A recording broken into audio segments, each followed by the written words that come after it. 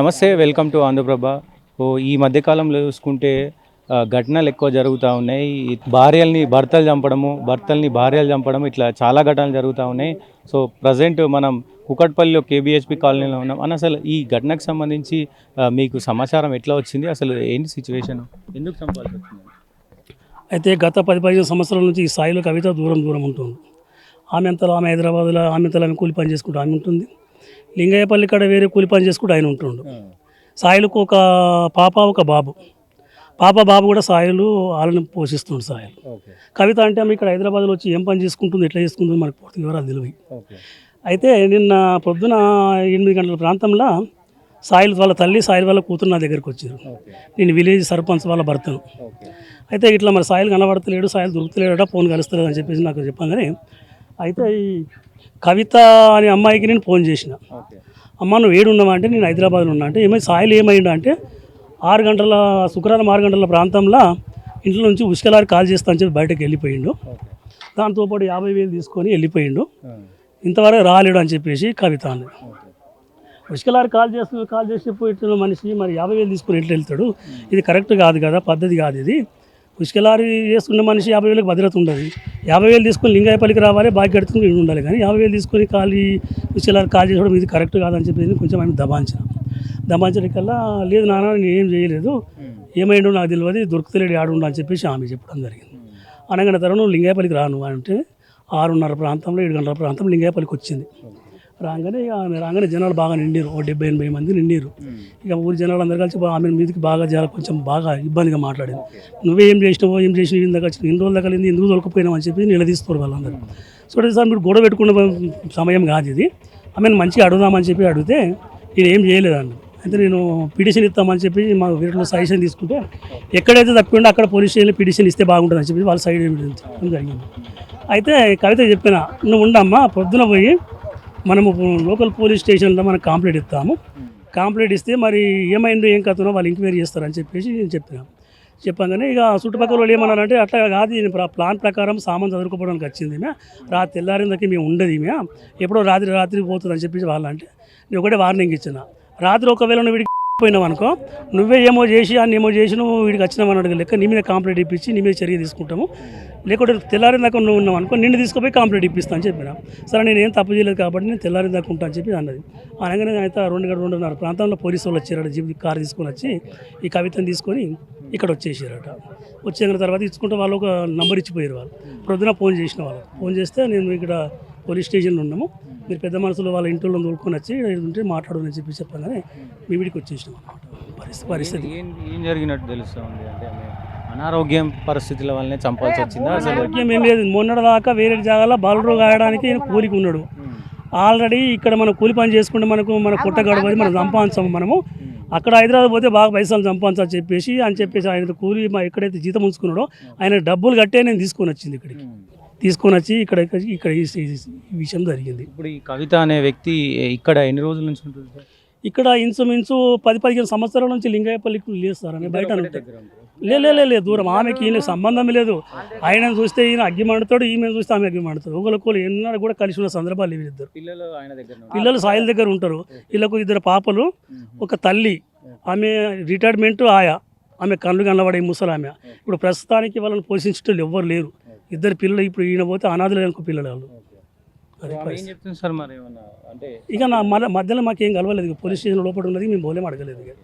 ఇక సార్లు వాళ్ళకి పోలీసులకి ఏం చెప్పి మేము అక్కడి నుంచి వచ్చినాం. ఆయన బాగానే ఉంటాడు సాయిలు, ఆయనకి ఇవన్నీ ఏం పట్టించుకోలేడు. ఈమె చిల్లర గుణాలతోటి తిరిగింది ఇక్కడ. ఎట్లా అంటే చంపడానికి ప్రధాన కారణం ఏముండే? అన్ని చిల్లర తిరిగింది ఆమె, ఆయన నచ్చలేడు అంతే. కానీ ఆయనకి 15 సంవత్సరాల నుంచి హెల్త్ బాగాలేదు, హాస్పిటల్లో చూపించి విసికి చెందిందనే వార్తలు వస్తున్నాయి. హెల్త్ బాగానే ఉంది మనకి, మాకు తెలుసు, మాయంబడి ఉంటాడు. సో ఈ ఘటనకు సంబంధించి సాయిలకు సంబంధించిన విలేజ్ వాళ్ళు ఉన్నారు. అసలు సాయిలు ఎట్లా ఉండేటోడు, ఆయన ప్రవర్తన కానీ, సో వీళ్ళిద్దరు కానీ ఎట్లా ఉండేటోడు? వీళ్ళకు చూడు 15-18 సంవత్సరాల నుంచి సహజీవనం చేయడం లేదు. ఇద్దరికి విడివిడిగా ఉంటారు. ఆమె హైదరాబాద్ ఉంటుంది, ఈయనేమో ఊర్లో బయట పని చేసుకుంటా. పిల్లలు ఈయన దగ్గర ఉన్నారు. చిన్నప్పటి నుంచి పిల్లలు పుట్టిన నుంచి ఈమె వదిలి వచ్చేసింది. పంచాయతీలన్నీ అన్నీ అయినా చెప్పినాము వినకుండా ఏమి ఇక్కడ బతికిండు, ఆమె ఆయన ఎక్కడ బతికిండు, పిల్లలు ఆయన దగ్గర ఉంచుకున్నాడు, ఆయన్నే సాధించిండు, పెద్దగా చేసిండు, అన్నీ చేసిండు, ఏదో కష్టం చేసుకుంటా. ఈమె హైదరాబాద్ వచ్చింది, ఆయనకు అక్కడ అన్ని పనులు చేసుకుంటూ అన్ని మంచిగా ఉన్నాక ఏమైందంటే నువ్వు ఎన్ని రోజులు చేస్తావు ఇక్కడ పని చేస్తావు, మనం అక్కడ చేసుకుందాం జీతం ఎందుకు అని అలా పైసలు కట్టి తోలుకొని వచ్చి ఇక్కడ చంపేసింది. ఎందుకు వీళ్ళు విడివిడిగా ఎందుకుంటున్నారు? వాళ్ళకు విడిగా అంటే సంసార జీవితంలో వాళ్ళకి ఏం ప్రాబ్లం వచ్చిందో ఏమో. ఈయన ఏంటంటే ముక్కుసూటిగా మాట్లాడతాడు, చెడు ఈయనకు నచ్చదు. ఫేస్ మా ఊర్లో ఎవరైనా అంతే, ఫేస్ మాట్లాడతాడు, చెడు అనేది నచ్చదు. ఆమె చెడు లక్షణాల ఏందా అది మనకు తెలియదు. ఆ ఇద్దరికి అసలు సహజీవనం ఎప్పుడు కరెక్ట్ లేదు. పిల్లలు ఎంతమంది పిల్లలు? ఒక కొడుకు ఒక బిడ్డ. ఏం చదువుతున్నారు వాళ్ళు స్టడీ లేదు మామూలుగా అంతే, కొన్ని రోజులు చదువుకొని బంద్ చేసారు. ఇక వాళ్ళకు ఎట్లుంటారు, తల్లి ఉంటేనే కదా పిల్లలు బాగుపడేది. తండ్రి ఏం చేసి చెప్తాడు వెళ్ళిపోతాడు ఎక్కడో, తల్లి ఏమో ఎప్పటికి ఇంటి దగ్గర ఉంటే చెప్తే అది వేరు.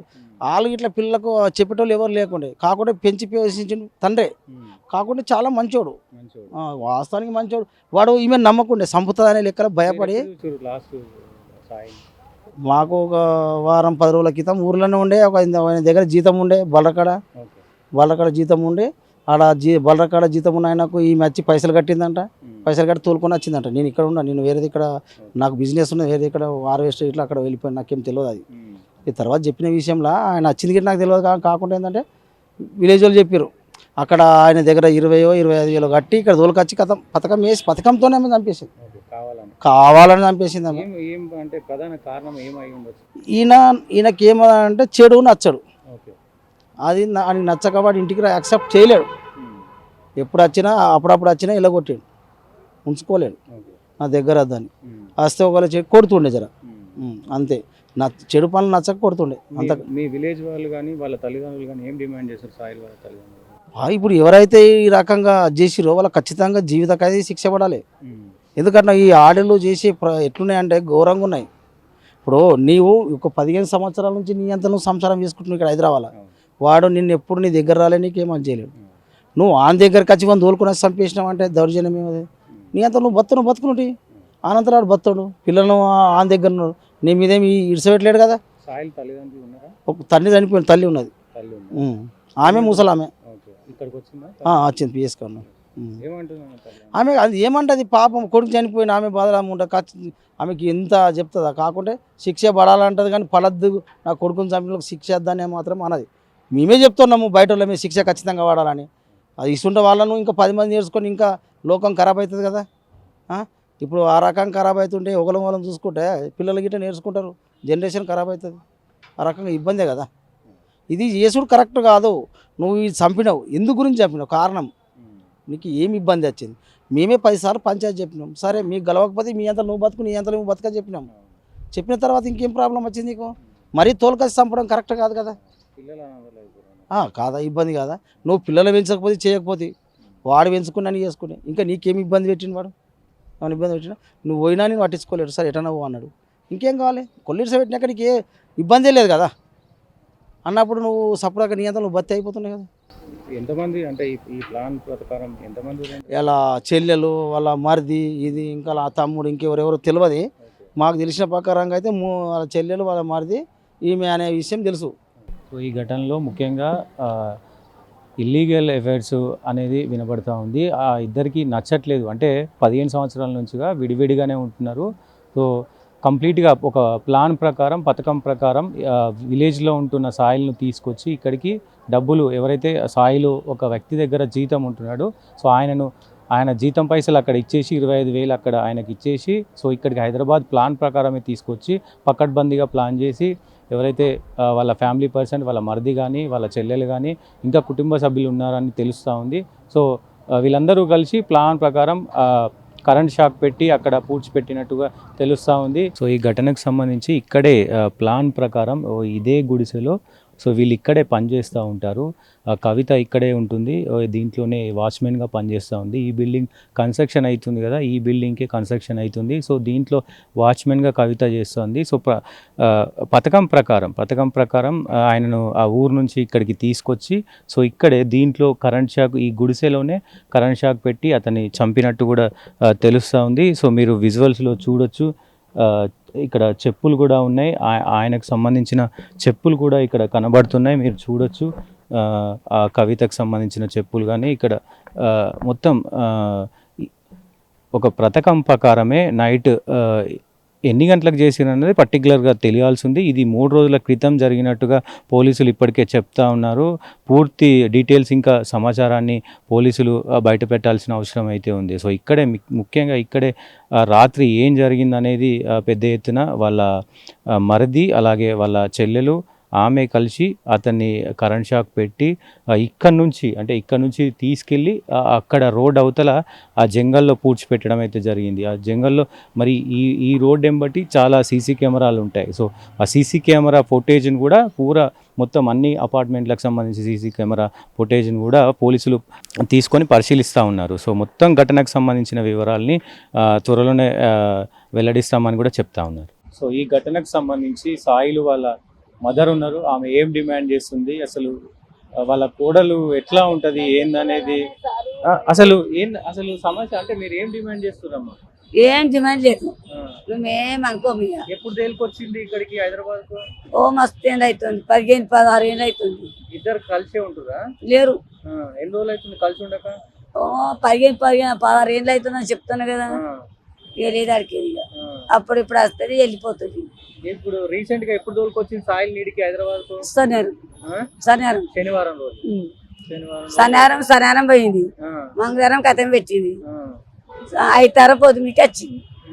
మళ్ళీ మీ ఇంటికి వచ్చిందా? మా ఇంటికి వచ్చింది. ఏమన్నది? వచ్చింది నా కొడుకేడా అని నేను అన్నా. ఏమో ఉసుకెళ్ళారు కొట్టబోయిండు, నాకు తెలియదు, ఫోన్ చేస్తే స్విచ్ ఆఫ్ వస్తుంది తెలియదు అని చెప్పేసి వేసుకుడు గుద్దుకుడు తగినది. అంటే మీకు డౌట్ వచ్చిందా? చెప్పింది. సార్ వచ్చింది, 1-2 అయింది. సార్ వచ్చారు ఇటుకెళ్ళి. సార్ రాగానే ఆడ పీడు పెట్టి చంపేసి పోషమ్మ కవిత సాయలును చంపేసి పెట్టించిండు. ఏడున్నది అంటే సారు నువ్వు కదా అంటున్నాం, ఇంకోళ్ళు అనుకున్నాం.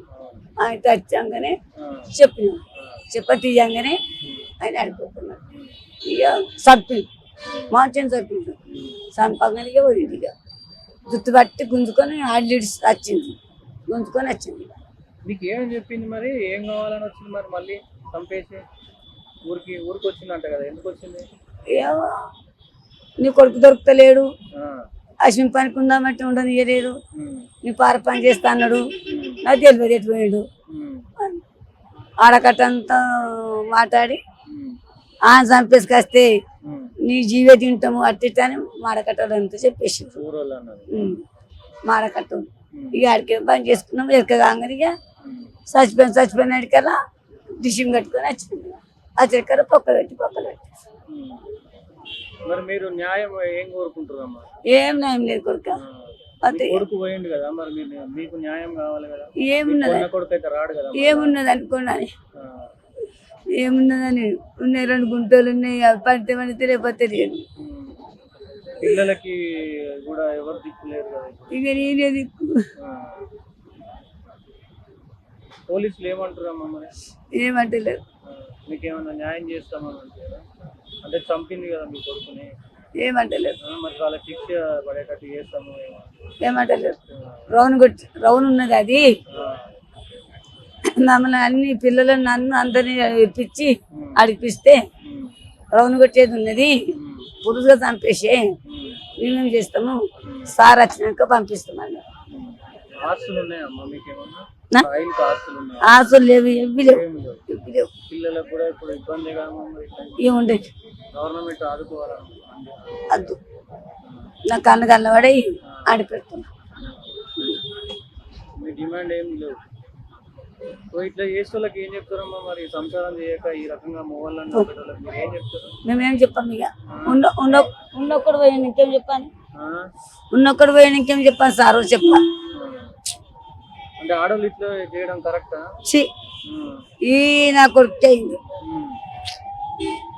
ఈ ఘటనకు సంబంధించి ముఖ్యంగా ఈ ప్లేస్లోనే అటు లోపలికి పూడ్చిపెట్టిన పరిస్థితులు అయితే కనబడతా ఉన్నాయి. సో ముఖ్యంగా పోలీసుల దర్యాప్తులు వీళ్ళు చెప్తున్న దర్యాప్తు ప్రకారం ముఖ్యంగా వాళ్ళ సాయిలకు సంబంధించిన బంధువులు కావచ్చు, వాళ్ళ విలేజ్కి సంబంధించిన వాళ్ళు పోలీసులు చెప్పిన దాని ప్రకారం. సో అసలు ఈ ఘటన చాలా విచిత్రకరంగా బయటపడింది.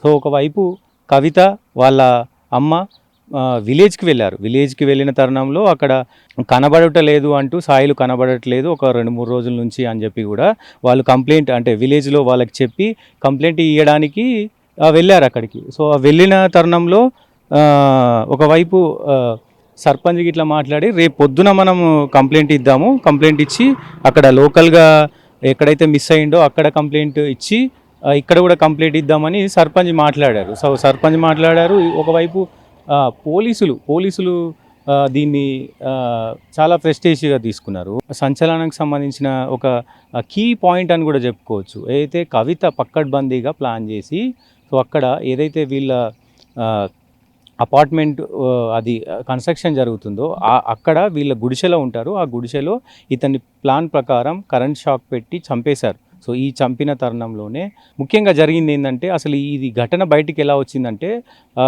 వాళ్ళు చంపి ఒక పాత సామాన్లు ఉన్నాయంటూ ఒక ఆటో అతన్ని పిలిచారు.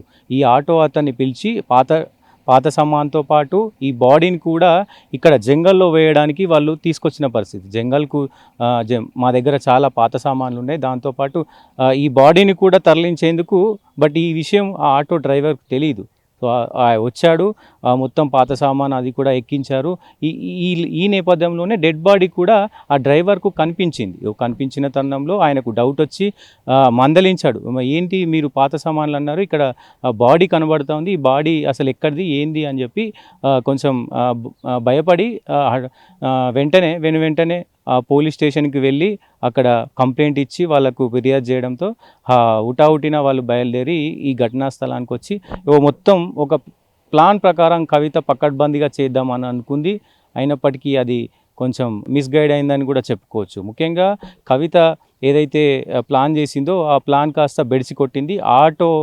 ఆటో అతన్ని పిలవడం, ఆటో అతను దాన్ని కనిపెట్టడం, ఇది మొత్తం పెద్ద హైడ్రామాగా క్రియేట్ అయింది. సో దీంట్లో ఇంకా అసలు విచారణ జరుగుతూ ఉంది. ముఖ్యంగా కీలక అంశాలు బయటకు రానున్నాయి. ఎందుకు సాయిల్ను చంపాల్సి వచ్చిందనేది ముఖ్యంగా బయటకు రావాల్సిన అవసరం అయితే ఉంది. సో ఈ ఘటనకు సంబంధించి కేబిహెచ్బి పోలీస్ స్టేషన్లో సాయిలు కొడుకు, సాయిలు వాళ్ళ అమ్మ, సాయిలు వాళ్ళ కూతురు ఉన్నారు. సో సాయిలు వాళ్ళ బాబుతో మాట్లాడుతున్నారు. ఏం పేరు చిన్న పేరు? బాలరాజ్.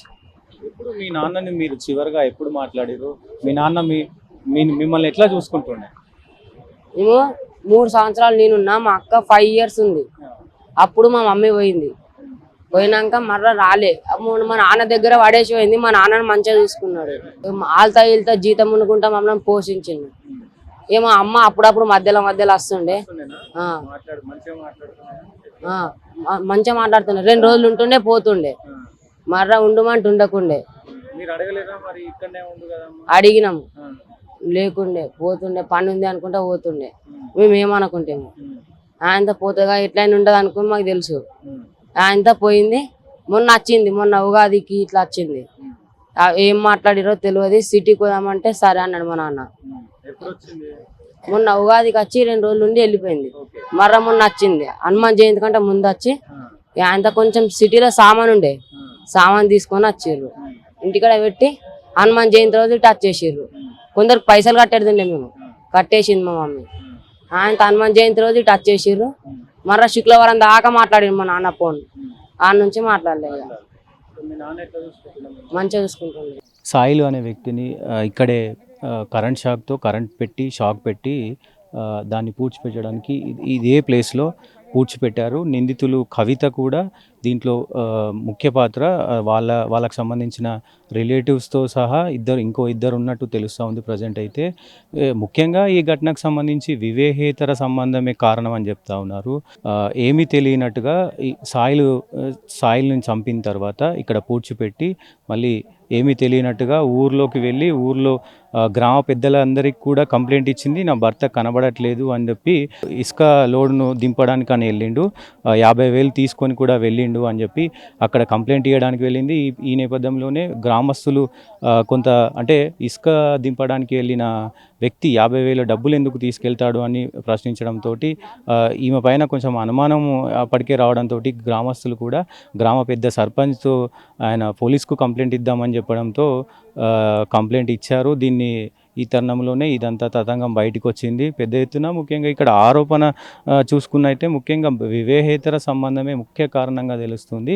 గత 15 సంవత్సరాల నుంచి కూడా సాయిలు కవిత వేర్వేరుగా ఉంటున్నారు. వాళ్ళకి ముగ్గురు పిల్లలు ఉన్నారు. వాళ్ళు కూడా సాయిలతోటే ఉంటున్నారు.